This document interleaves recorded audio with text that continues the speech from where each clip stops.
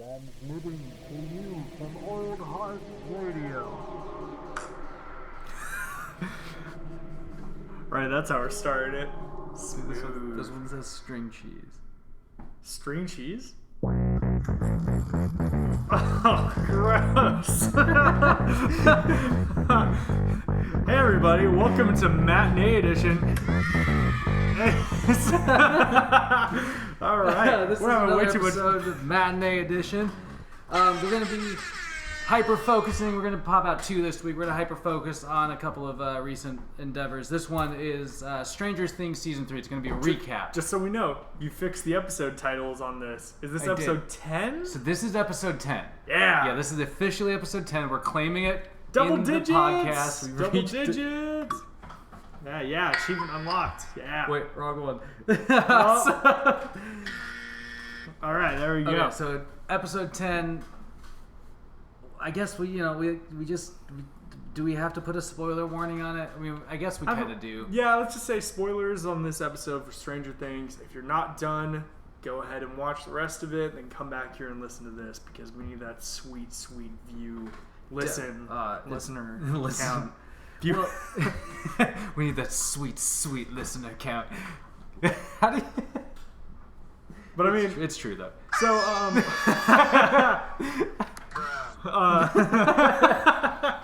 okay, so spoilers on this episode 10, because I mean, like, we just have to talk about it at this point. Stranger Things, the first 2 seasons were so, like, I mean, they were so fucking incredible, like, right out the gate, that, like,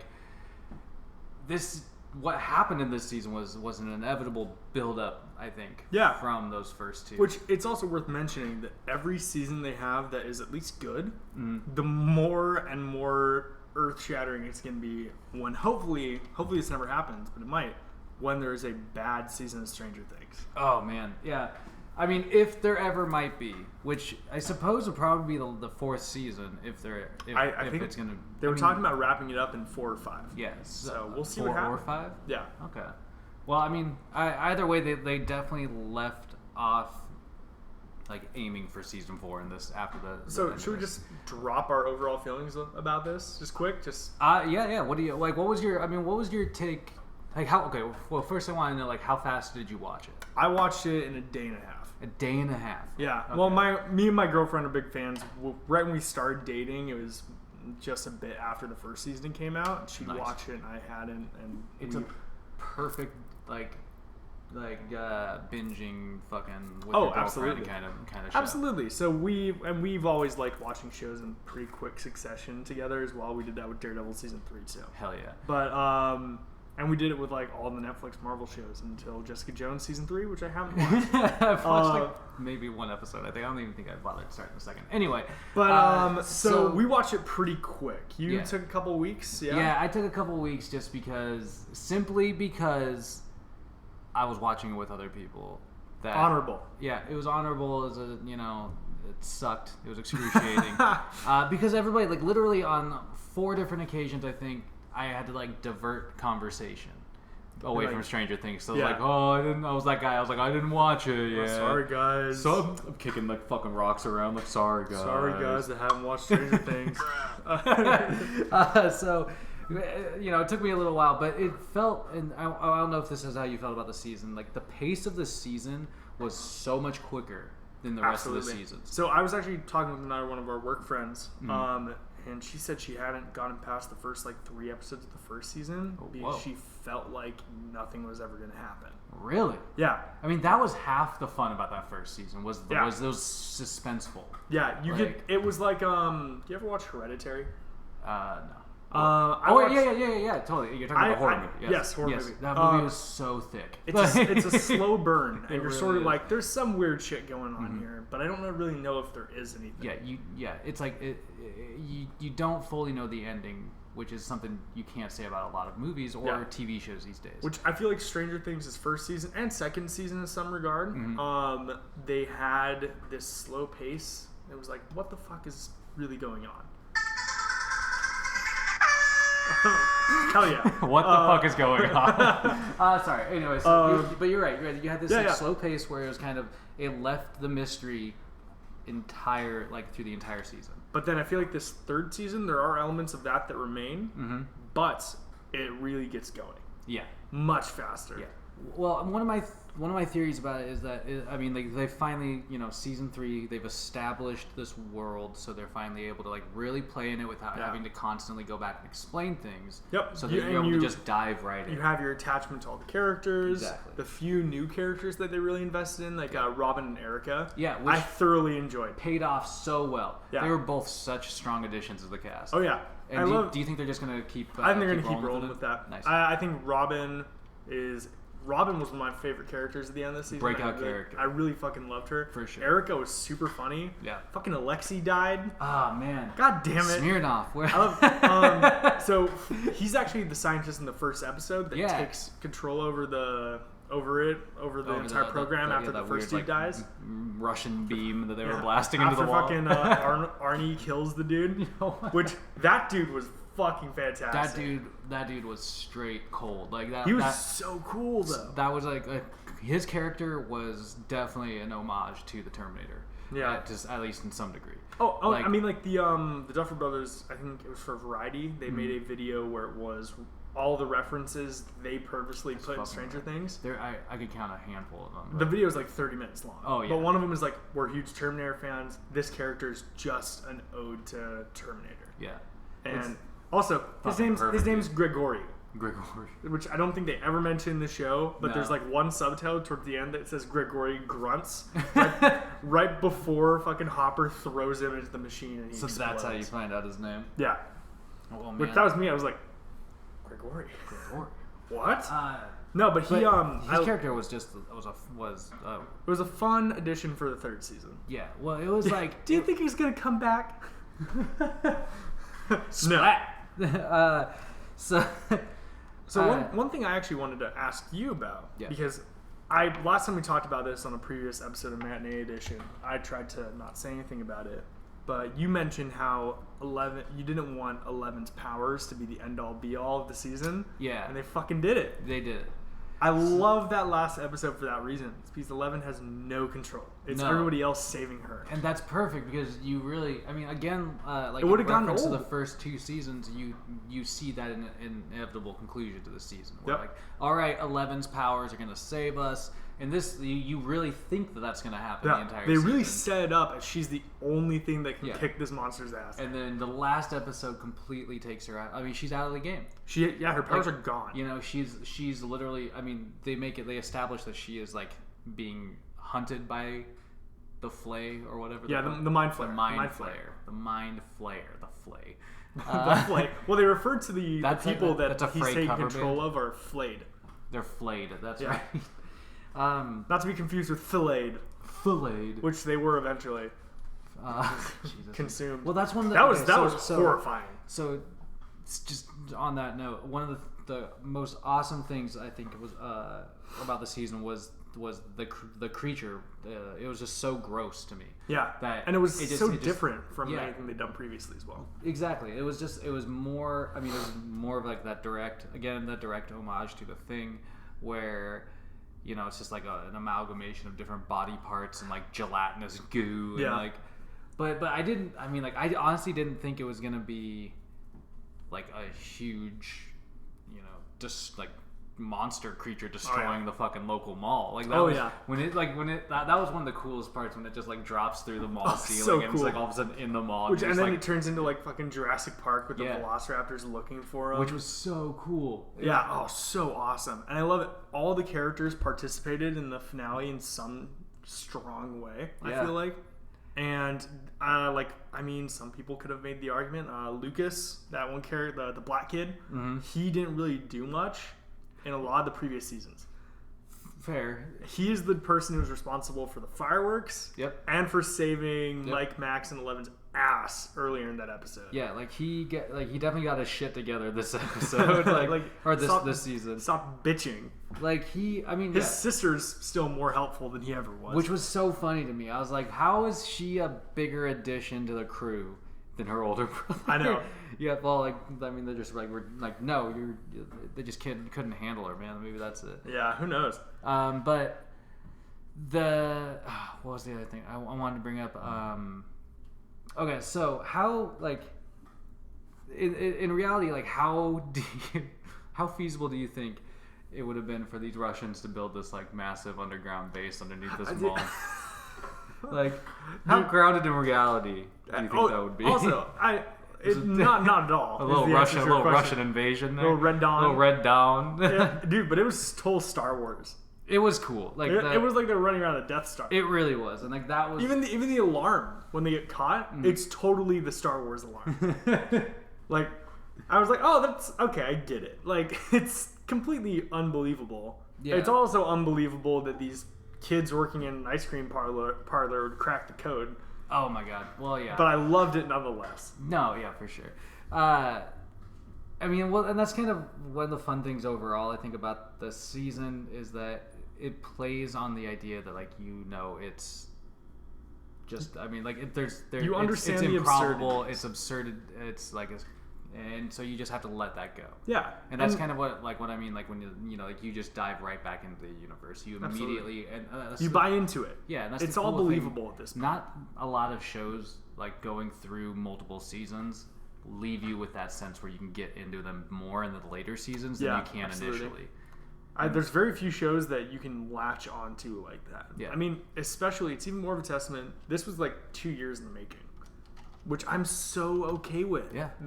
Give me quality, man. Yeah. Give me quality. Look, give them time to give them time. Like, they gotta marinate, right? Yeah. Gotta let all the flavors marry in the right way.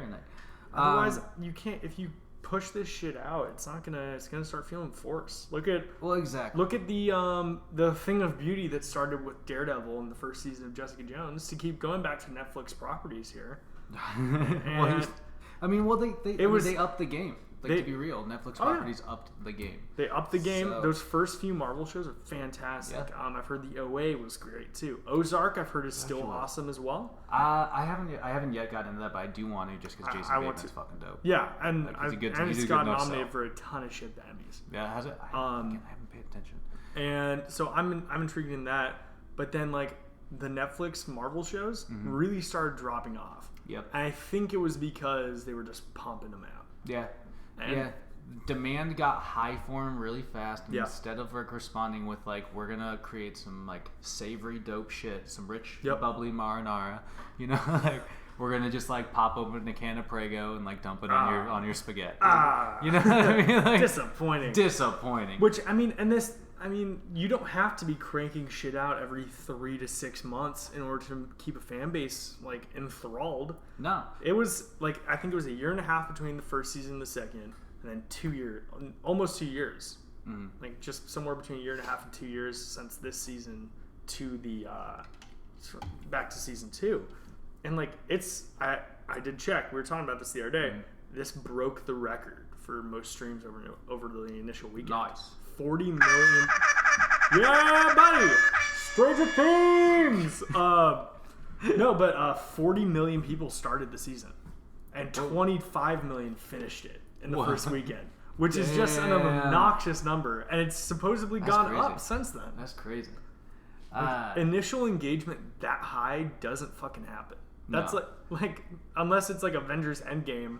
Or some crazy built-up like Harry Potter release of a book. Insane. Those numbers, man. It's obnoxious. Yeah. But it shows like there is merit to having these longer in production properties.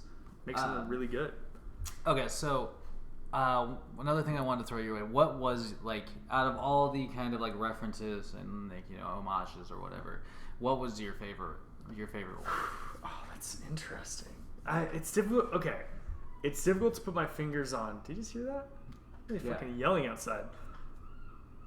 Oh, that's a bird. Them birds, dude. Them birds. This mic's way better than I thought it was. Fucking crazy. Oh, damn. That's difficult for me to say. I mean, I did really like the Red Dawn stuff. Yeah. That might just be because I really liked the group of Dustin, Steve, Robin, and Erica. Yeah. But I just thought it was like, oh, they haven't really done this sort of thing anymore. Like, yet in the show, and I thought it was a lot of fun. Yeah. And I liked the dynamic of these just like kids being thrown in, very Red Dawn-esque. Yeah. I mean, just like some kids saving the fucking day, breaking into like a spy base. Yeah, absolutely, dude. How about you? What are you feeling? In that case? Mine was probably. Actually, mine was like that really brief. I loved a lot of them, but mine was the little alien kind of reference near the end when Eleven has that little bit in her leg, and she and like pops out and starts like wiggling away, and then that's a brutal scene. Vice City fucking Hopper crushes it, like, which I love that. That was so dope. I was like, Hopper. Okay, let's talk about Hopper here. Yo, Hopper's character was he's wild in this season, just because I saw it. So this season supposedly it takes place over like 2 or 3 days up until the end when there's a little jump forward. But I saw the Duffer Brothers talking about Hopper. It's like he's the embodiment of imperfection because he's pissed when the season starts and he just doesn't have time to cool down. No, there's no angry resolve man to his character the entire season up until the end. Yeah. And like he's just fucking going. And I think the best scene that exemplifies that is when Joyce comes to him and is like, "We need to go and check the fucking lab."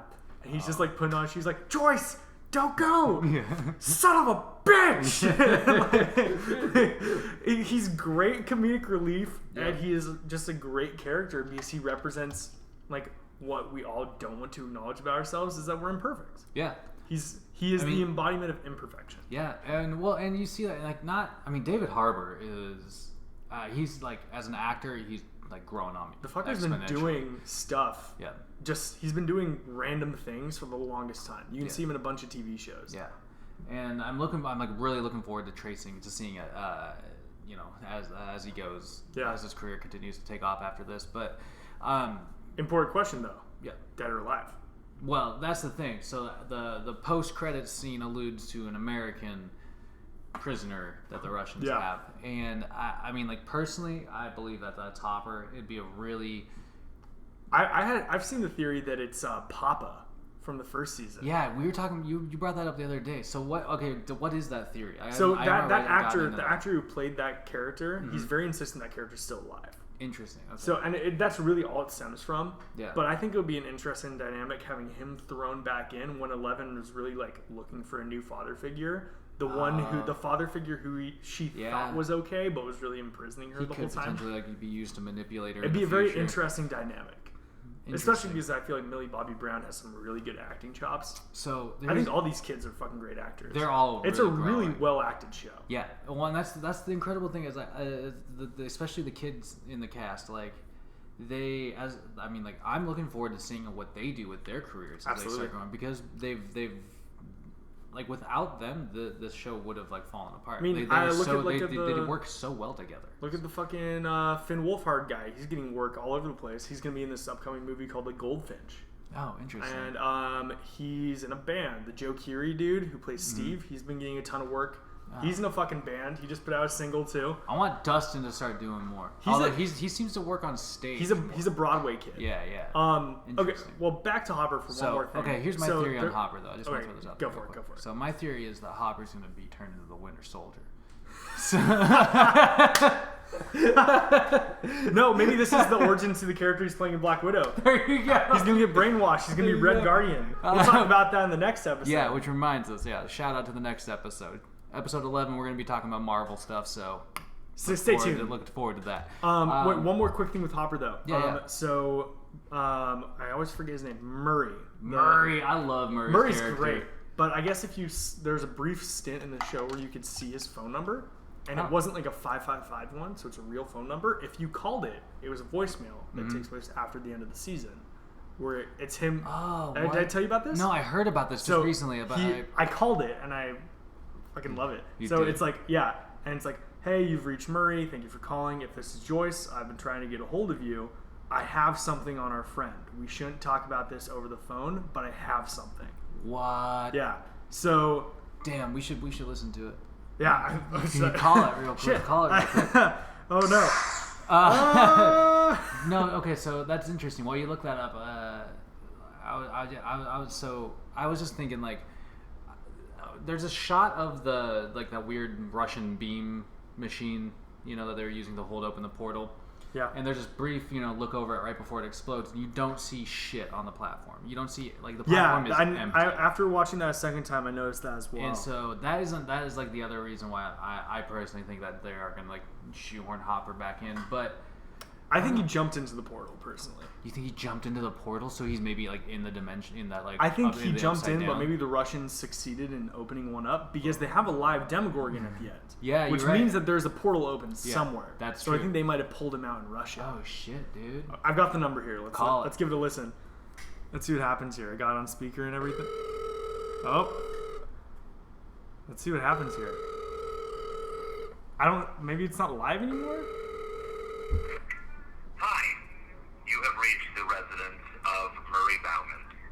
Mom, if this is you, please hang up and call me between the hours of 5 and 6 p.m. as previously discussed. I fucking love this dude. If this is Joyce, thank you for calling. I've been trying to reach you. I have an update. It's about, it's probably best if we speak in person. It's not good or bad, but it's something. But it's something. If this is anyone but my mother or Joyce, well, you think you're real clever getting my number, don't you? Well, here's some breaking news for you. You're not clever. You're not special. You are simply one of the many, many nitwits to call here, and the closest you will ever get to me is this pre-recorded message. So, at the beep, do me a favor.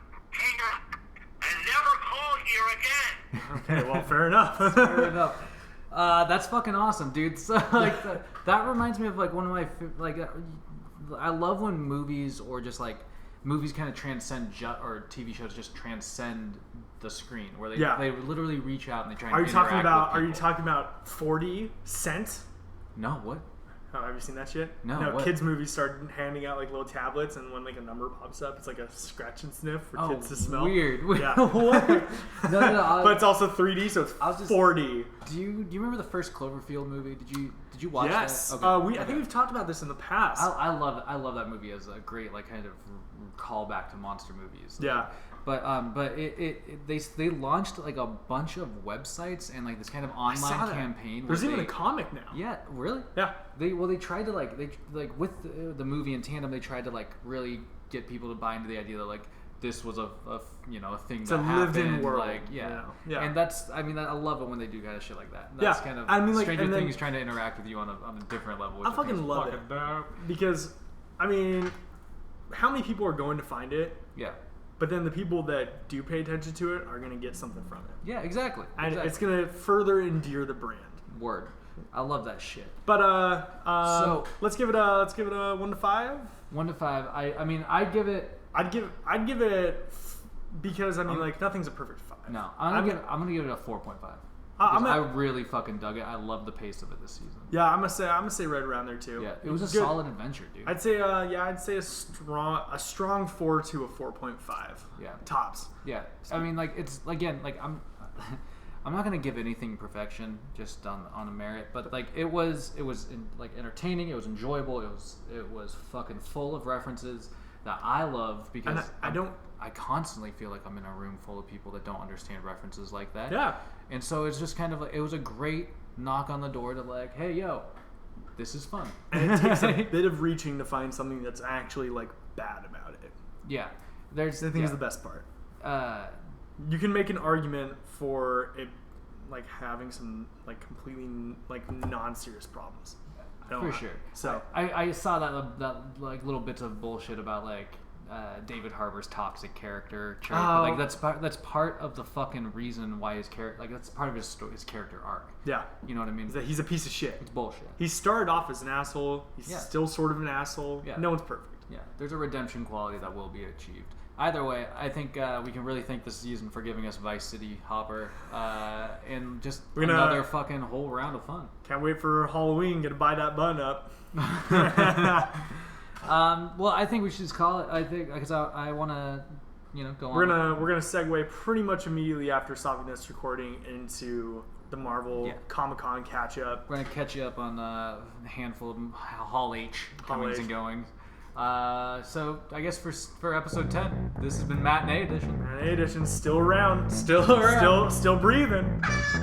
Drink that Aqua Cola. Oh yes, sponsored by Aqua Cola. Drink dat water.